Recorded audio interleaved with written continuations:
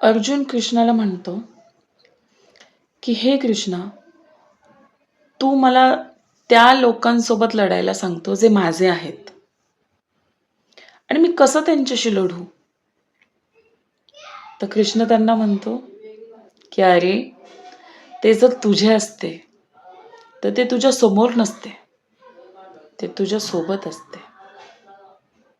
सांगायचा मुद्दा असा, याच्यावरनं तुम्ही बोध घ्या की जे आपले असतात ते आपल्या समोर कधी उभे राहत नाही, आपल्याला अपोज कधी करत नाही, आपल्या नेहमी सोबत असतात.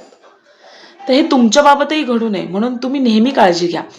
कधी तुम्ही हा विचार केलाय का की तुम्ही एखादा नवीन व्यवसाय सुरू केला, एखादी नवीन नोकरी किंवा कुठल्याही गोष्टीचं एखादं सुरुवात करत असताल आणि तुम्हाला जे वाटतं की हे माझे आहेत, मला यांना पहिलं सांगितलं पाहिजे, तुम्ही आनंदाने त्यांना सांगायला जाता, त्यावेळेस त्या व्यक्तींना खरंच आनंद होतो?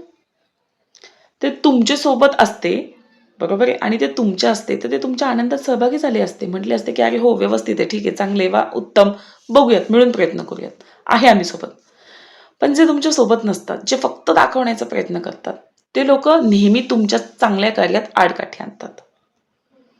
नेहमी तुम्हाला पहिले 10 प्रश्न सांगतात, हे असं होईल, ते तसं होईल, ते तसं होईल, बरोबर.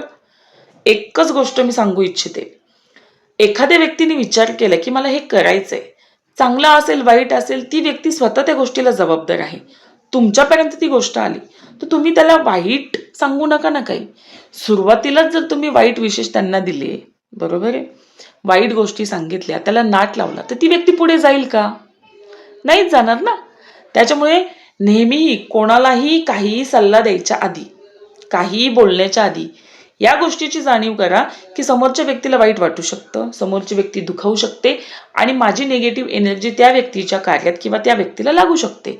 तर कधीही न बोललेलं बरं. आपण जर एखाद्याबद्दल चांगलं बोलू शकत नाही, चांगला विचार करू शकत नाही, तर वाईट बोलण्याचाही अधिकार नाही, वाईट विचार करण्याचाही अधिकार नाही. आपले ओळखा आणि आपल्या लोकांपुढेच मत व्यक्त करा, ज्यांना तुमच्या काही गोष्टी ऐकून आनंद होईल. सगळ्यांपुढे मत व्यक्त करत बसू नका. भेटूयात अशाच पुढच्या व्हिडिओमध्ये. तोपर्यंत काळजी घ्या.